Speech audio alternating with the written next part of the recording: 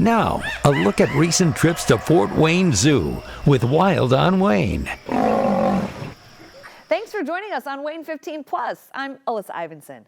In the next half hour, we'll explore the people and animals at Fort Wayne Zoo through our Wild on Wayne stories.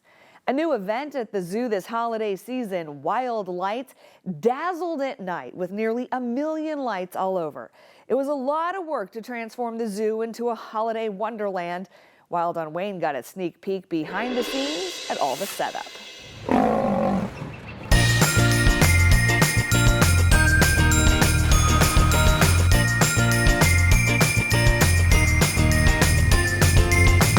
Lights, lights, and more lights. Hung high, screwed in tight, and wrapped round and round. Nearly 1 million bulbs will light up Fort Wayne Zoo for the new Wild Lights. This is the largest scale project I think I've done. The install started in August. Even volunteers from United Way's Day of Caring helped. Conversation started back in February, I believe. And then we made a few trips to other zoos to kind of see how they do things. And then we started ordering lights and started installing, and it's one tree at a time. The farm area has a red, white, and green theme and candy cane theme in Australia. So we just buy a blank spool, we buy a bunch of different color bulbs, and we can do whatever color scheme we like wherever we like. I'm doing red and white up here. It's really close to Red Panda Ridge, so I'm trying to tie in colors to animals as best I can. Eddie Bittner is the project coordinator, but install's been a team effort across 5 departments. Our horticulture team, our maintenance team, operations team have been a huge help in all of this, and we would not be where we are without them. At least 65 trees have lights around the zoo. One, known as the peacock tree, has more than 16,000 lights alone. So is everything in? Yeah, it's all installed. Wow. Asian Trek Plaza will have a special light show. Our showpiece, so all of these lights will be synchronized to music, and it'll be pretty awesome. Oh Christmas tree, how lovely are your branches. A 40-foot tree, 42 feet with the star on top, will wow in the train loop. We actually just installed a new sound system on our train. So we will have music playing throughout the train ride experience. Wild on Wayne was there when crews put the massive tree together, and it's not a small undertaking. From loading all the steel frame pieces into trucks to take out to the train loop, to screwing them together, to stacking the 7 sections, to covering it with branches. Even Wild on Wayne got to help. We are lucky enough, fortunate enough, that the manufacturer of this tree has come out to help us and teach us how to install it. But there's a coordinated effort between the projects department, operations, facilities. We all need to be a part of this to learn how to put this together year after year. 32 strands of lights will then be programmed for 7 different shows that you can see on the train ride. Every ride will be a different experience. The tree placement was also purposeful. It's the best spot to see the tree from both sides of the track. And from across Show Flake. And that way, as our Fantasia Lights guests are driving through, they'll also be able to see our tree out here on the train loop. Wild Lights, a team effort months in the making to forge a new holiday tradition. Everybody's very excited, and I can't wait. Another 40-foot tree set up in Australia for the special elf tree lighting show. And to run those shows, some of Santa's elves came to the zoo as part of a work exchange program, if you will. Since his elves were here from the North Pole, we had to send some folks from Fort Wayne to fill their spots in Santa's workshop. Wild on Wayne takes you into the elf auditions to make sure the right elves got the job. As Christmas returns to Fort Wayne Zoo, you better watch out because Santa Claus is coming, and he's bringing some elves too. This is the second year the elves have been here, and this year they are going to lead a Christmas sing-along and dance parties. So the zoo needed to hold auditions for some folks from Fort Wayne to go to the North Pole and take the place of the elves visiting here. This is an exchange program, so some keepers have gone up to the North Pole to work, and they've sent some elves. So these elves who are normally making toys are now figuring out how to work with animals and taking tickets and making popcorn. And then at night they get to do what they love, light the Christmas tree and dance with the guests. We'll go sledding down the hills. Wild on Wayne met some of the wannabe elves. You can't be afraid to be uniquely you. You have to have the biggest voice in the room. You have to have the biggest personality that you can possibly have to get the character across, because nobody wants a shy, boring Christmas elf. Hi! And I decided to give it a try. My name is Candy Cane. That's how you can remember. And this is Sugar Plum. And guess when Sugar Plum is due? Christmas Eve! Step on up there and we're gonna get this. I mean, she gave us I know, candy. this is She's in, impressive. she's hired. I know, but don't tell her yet. Oh yeah, all right. Okay. So for this audition, I just wanna know a little bit about your life in the North Pole. You always have to have extra sweaters because it gets very This cold. is fantastic. Yes, and the jingle bells help everybody know that you're coming. So my main job is wrapping presents. What is your favorite thing to wrap? Well, square boxes, because you make the corners perfectly edged. Right. And then you make a really big bow. Okay. And it can be so pretty that you almost don't want to open it. And- Almost. Do you remember couches back in the day? The couche? The couche Yes. balls, Did you ever have to wrap those? Because I don't know how you do it. Well, you put it in a box. Oh, there you go. What is your favorite Christmas cookie? Probably the sugar cookie. I did have a question, because you're going to have to move here to Fort Wayne for a little bit. How do you feel about Fort Wayne? I love Fort Wayne. It has so many lights, and I saw that there's even a big Santa Claus downtown. He looks pretty much like the big guy, so it's a pretty good one. Well, thank you. Bye! Bye, Candy Cane. Bye, nice to meet you. Hired. I mean, She's fantastic. Yeah, she's even got the suit. Yes, that's a savings. And we have a special gift just for you, if you want to go ahead and open it right now. Sorry, it's in a gift bag. I know you like the boxes. It's okay. Bags are easier though. There. Oh! Sugar Plum will love it! We're gonna match! She needs a costume too. Thank you! You're welcome. Merry Christmas! Yay. That was a lot of fun, but I think I'll stick to the news. So, how does Wild Lights look all lit up? Let's take a look.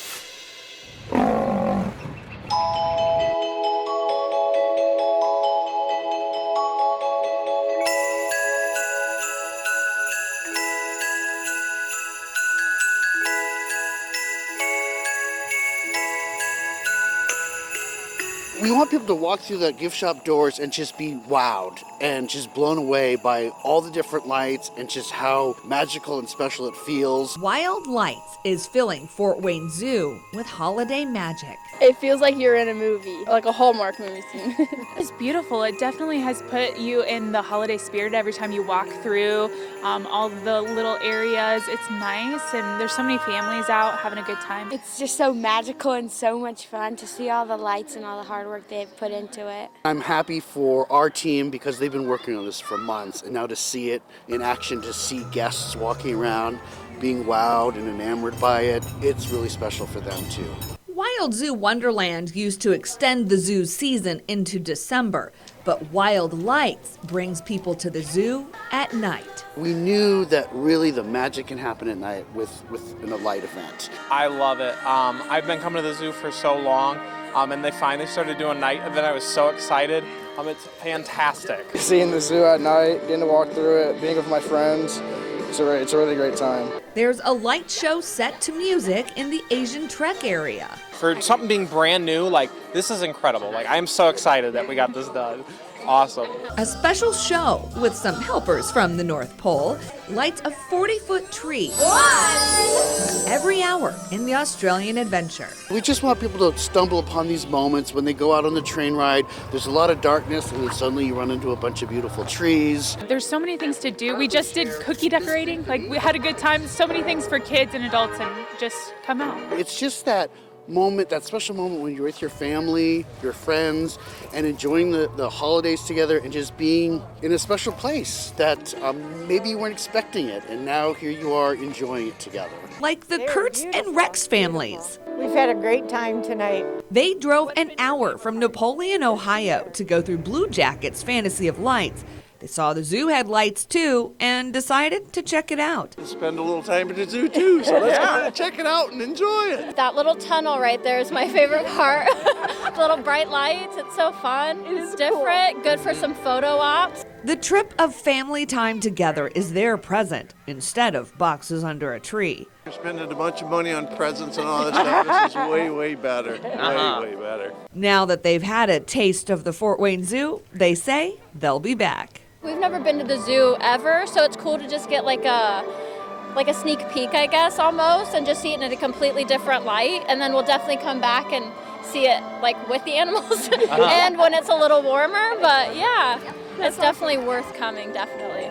With nearly 1 million lights. Wow. Well, it definitely shows. It might take more than one visit to discover all the magical moments. It's very impressive. It's very big. Everything's lit up. You can see it from the street. I love it. It's really cool how they decorated all this. It's really colorful. I'm sure it takes a lot of man hours and everything to put such a beautiful thing together. It's just amazing to share with all the people and everything, and all the sponsors that help out and everything. It's just wonderful to share with the community. Thank you so very, very much. Check out Wild Lights from the Sky with drone video from the zoo in this story on the Wild on Wayne page on WANE.com. Now, it takes a lot of people all working together to make the Fort Wayne Zoo run, and they don't all get a paycheck. 398 people volunteer at the zoo.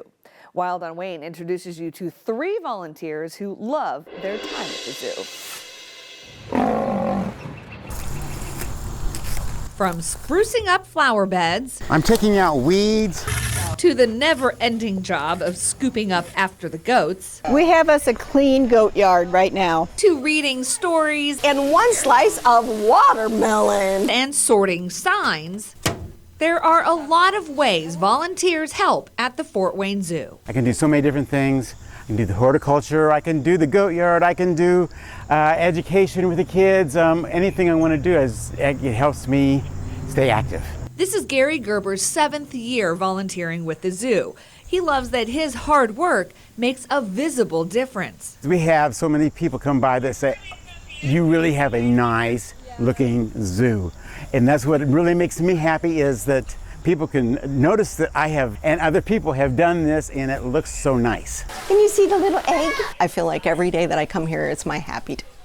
One Sunday morning. Lisa McDowell's also been volunteering at the zoo for 7 years. Right now, she's helping in communications. Nothing is ever like a chore.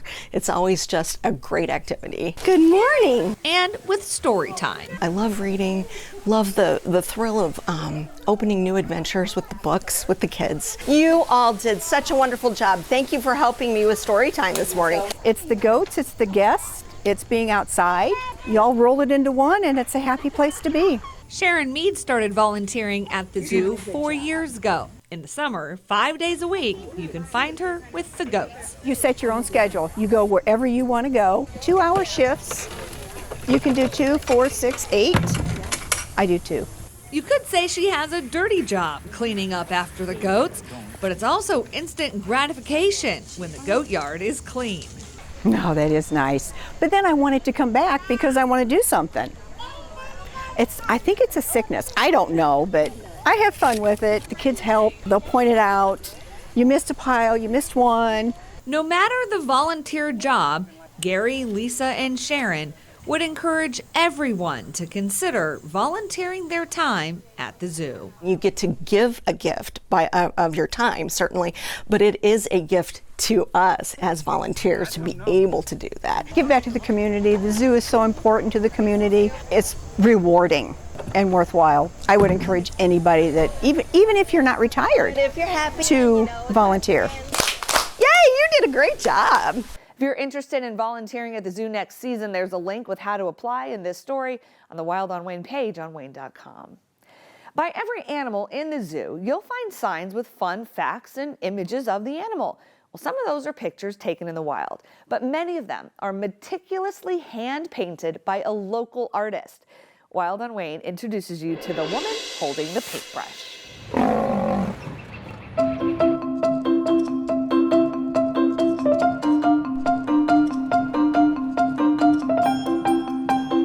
Cozy upstairs studio in a quaint South Whitley home. In a different world, everything drops away, time, troubles.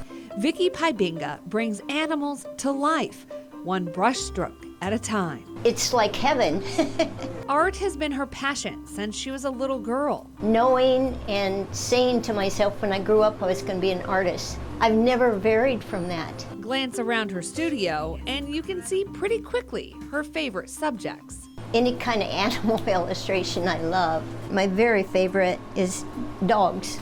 I just love dogs. But 41 years ago, her portraits turned wild. In 1984, when Earl Wells was still there, I wrote him a letter and told him I was an illustrator and that I would like to show some of my work to him for possible freelance.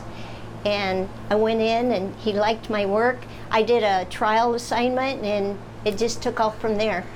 Now all around Fort Wayne Zoo, you'll see Vicky's artwork on animal identity signs. The orangutans were fun. She sends her finished paintings to the zoo, and the zoo turns them into signs. Sometimes they'll just give me the copy and then I choose what I want to portray along with the copy. She's painted more animals than she says she can count.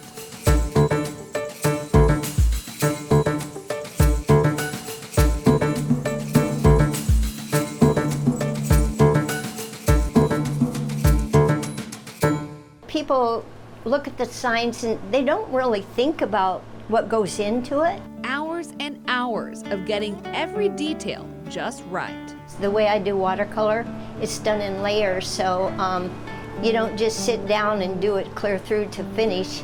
You have to wait for layers to dry. Her latest project? Yellow-faced angelfish. The zoo's Reef Aquarium is always getting new fish, so Vicky's painting those new members usually every year.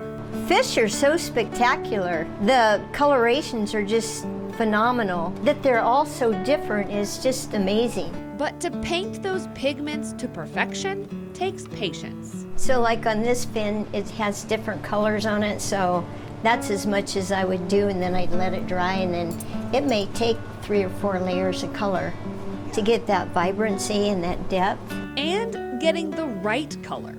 It took me about 2 hours of mixing to make sure it was just right. Vicky hopes zoo-goers won't just stop to see the animals, but also take a moment to learn from the signs, full of her brushstrokes. I love animals, and I think it helps them to be taken care of, and for people to realize that they're important and that we have to take care of them. That's why I love this type of work. Vicky's also done animal illustrations for the zoo in Fresno, California, and John Ball Zoo in Grand Rapids, Michigan. Hellbender salamanders were once found in 8 waterways around the state, but now they're only found in the Blue River in southern Indiana. Over the last few decades, their numbers have been dwindling, but a partnership with Fort Wayne Zoo, Purdue University, and the Department of Natural Resources is changing that. Earlier this year, the zoo helped release 65 hellbenders into the Blue River, just outside of Corydon. The animals were all hatched and raised at Fort Wayne Zoo. Wild on Wayne got to see how it all happens, and we're going to take a look back at the efforts behind the scenes to save a species.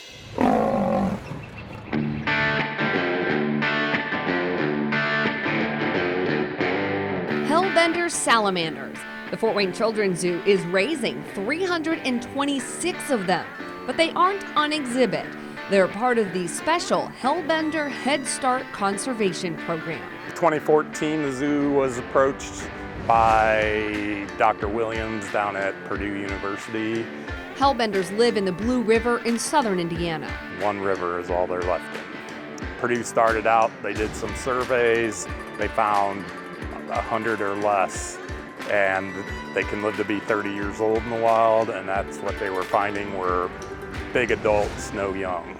So, and the adults may have been spaced so far apart that they didn't come in contact with each other, so there was probably not much breeding going on. Hellbenders are state endangered, but not federally endangered. Purdue, the Indiana Department of Natural Resources, and 3 zoos, including Fort Wayne, stepped up to change that. Purdue will find eggs in the wild, then bring them to Fort Wayne, and the zoo will hatch them and raise them. Then grow them up to a certain size, and then they get released into the wild.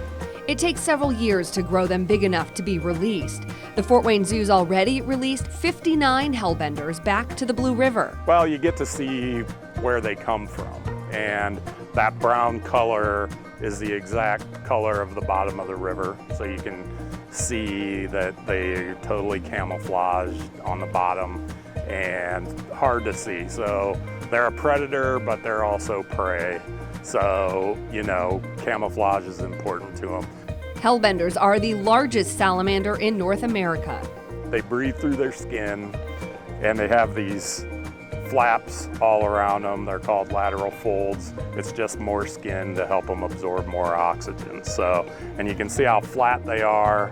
So they live mostly under rocks and crevices, whatever they can get into, and they're mainly nocturnal. The hellbenders in the Fort Wayne Zoo arrived as eggs last September. They hatched in October or November. The zoo is also part of a growth study at Purdue. 100 of the hellbenders are in special tanks to track their progress as they grow up to return to the river.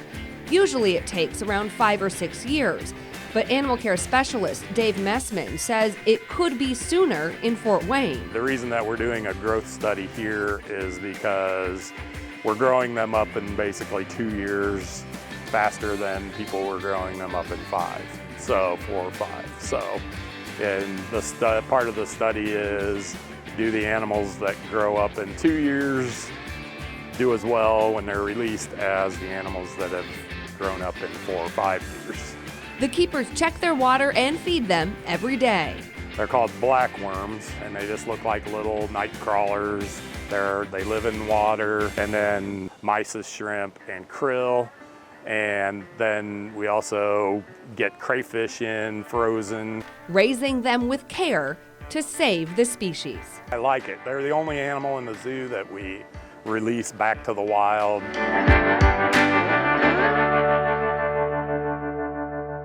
All the zoo's hellbenders added to the river both this year and in previous years are tagged. Purdue researchers track the animals with transmitters twice a week from May through October. If you visited the giraffes at Fort Wayne Zoo over the summer, you might have noticed some construction going on way in the distance. That is a new barn being built for the African veldt animals. Wild on Wayne got an exclusive look behind the scenes at the construction so far and the plans for when it's finished. Beyond the giraffe habitat at Fort Wayne Zoo is a construction zone. The actual ground break occurred in April. A new barn for the African hoofstock and birds. So the building's approximately 17,000 square feet. The old building was built in the 70s as part of the original Africa development. It is an aging structure. Wild on Wayne suited up in safety gear to get an exclusive tour of the construction progress. So as of the moment, right now we're in a hay storage area. The building splits up into a large variety of spaces. So there's some quarantine spaces so that any of the animals as they come in, as they're new to the zoo, they get a chance to be introduced, start their training processes. This building's actually been built so that it can accommodate larger flocks and larger herds. We will be housing the vultures and the storks. Then we'll have our wildebeests and our sitatungas, impalas, and zebras. Okay. And the zebras are kind of splitting up. I never realized a single male zebra needed 500 square feet of his own personal space. But apparently they enjoy having their peace and privacy. Can't blame them, right? No, not at all. Then are these different like entrance doors for different animals? They are. Each of the sections will lead to the animal's private yard space. So the full physical perimeter is surrounded by their little open areas when they can go outside. Animals will be inside for the night when they come off exhibit. They're fed here. They get all of their training with all of their individual caretakers. When this is wrapped up, this area is actually going to be a pass-through. From one end to the other will be how the animals get to their different areas. There's going to be a roll-up door at this end, and they'll all kind of loop around. And as they come through, they'll split into their individual pen sections. So each of the pen sections are basically marked off by these doors. Okay. That way they'll have access to their outdoor yard spaces. Director of Capital Projects and Facilities, Omid Zahedi, joined the zoo right as the project was getting started. I've enjoyed it tremendously. Knowing and seeing all the different buildings and some of them being very old buildings, watching all of the creativity that comes from the team that are helping to put thoughts into it. A lot of pieces have come from the curators. So I've just tremendously enjoyed getting a chance to ask questions and learn about what it is that they need and find creative solutions for some of them. What do you want the public to just know about the zoo's just intentionality and thought process of just making this the best space for the animal health and safety? So the zoo team all treat these animals as their own children. They greatly adore their animals. They love them dearly. They watch over them. They constantly come to me and tell me if there's any concern or question. So every step along the way, as a new thought comes to mind, a member of the curator or keeper team comes back. So this is the culmination of a lot of their wishes for the last 5 decades. Well, it'll be exciting when the animals get to move in. How much are you looking forward to that? I'm actually looking forward to watching the trek of the animals from their old building to the new. So when that occurs, I'm going to be standing right out here snapping away left and right. The new barn is scheduled to be finished in February. The current barn is just under 9,000 square feet, so the new barn's nearly double in size. Not only will the animals have more space, the zoo also has room to expand in the future. Right now, the plan is to repurpose the old barn, but long term, it could be torn down to expand a new habitat in that area. Now, this year brought a lot of new experiences and new animals to Fort Wayne Zoo, and Wild on Wayne brought you exclusive behind-the-scenes access to all the big events and milestones along the way. As 2025 comes to a close, we sat down with Zoo Director Rick Scheidemann as he reflects on his top moments of the year. And perhaps it's a fitting coincidence that this story was also the 100th Wild on Wayne episode. 3, 2, 1. We started the year celebrating our 60th birthday. We had a birthday cake and kids got to cut the cake and eat the cake, and we kicked off in that celebratory mode, and it's gone so fast. I can't believe how fast the season has gone. Starting at the beginning of the season, I would say when we kicked off Glow Wild, the idea was as a part of our 60th birthday, we wanted to have 60 lanterns around the zoo. They were too cool. We couldn't stop at 60, so we had well over 100 lanterns in the zoo. They were so beautiful, so definitely one of my favorites. And I loved the community came out. Those last few weeks, we were sold out. So many people wanted to come and see these beautiful lanterns, so we're gonna do it again in 2026. The other big moment of the year, years in the making, when I first moved to Fort Wayne, I said I really would love to see sea lions and seals in the same habitat because it's a great educational message. People are always confused about which species is which. Let's put them together, and it took years to get it done, but finally the opening of Coastal Cove with our pinniped friends. Super excited and proud of that exhibit. A lot of new friends at the zoo this year, celebrating a chick named Sunny, our wattled crane. She's so adorable. Hume, our male lion, started the season off with him. He's fantastic. Over at Coastal Cove, Bubba and Ronan joined us as well. And then on the Veldt, we had Norman the Bontebok. So a lot of new friends and faces this year. One of my other favorites, of course, is ending the season with Wild Lights. We haven't had a nighttime holiday event at the zoo for decades. And so this is our chance to partner with Fantasy of Lights, the Blue Jacket team, and do an incredible light festival at the zoo. So almost 1 million lights at the zoo. What a beautiful, beautiful zoo at night with all those lights. So I'm really proud of that event. And Fort Wayne came out and enjoyed it with us. Last but not least, my other favorite, we celebrated 100 Wild on Waynes. There have been so many great stories to tell, and I've just enjoyed the ones that I'm in. Of course, are so much fun, but there have been so many without me, and they're fun to watch the staff and the team talk about their passion and the animals and all the cool things we're doing at the zoo. So many great stories, and I can't believe it's been 100. And now we're going into the new year. It's pretty incredible. But it's so much fun too because 2026 is going to have a lot of fun surprises. It's so much fun to think we've brought you 100 Wild on Wayne stories. Thank you to the zoo for sharing all those moments with us to then share with you. Wild Lights goes through January 4th. The zoo then closes for January and February. Another Glow Wild event starts in the beginning of March. The zoo fully opens for the 2026 season on April 24th. And you can always watch all of our Wild on Wayne stories anytime on WANE.com. Thanks for joining us here on WANE 15 Plus.